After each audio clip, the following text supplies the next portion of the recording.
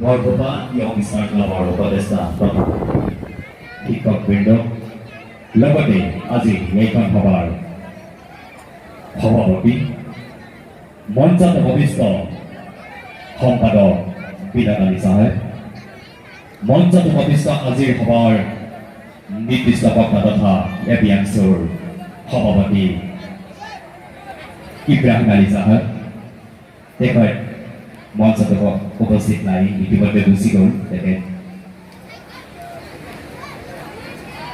মঞ্চৰ সন্মুখত উপস্থিত আই মাতৃসকল, এই অঞ্চলৰ বয়োজ্যেষ্ঠ মুৰব্বীয়ান সমাজ, দাদা বাইদেউ, সমনীয়া বন্ধুবৰ্গ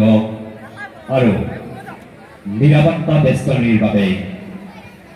প্ৰশাসনৰ বিষয়ববীয়া আৰু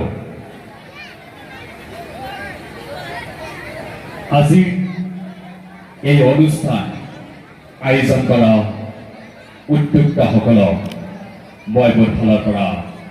আন্তৰিক শুভেচ্ছা ও অভিনন্দন জ্ঞাপন কৰিছোঁ।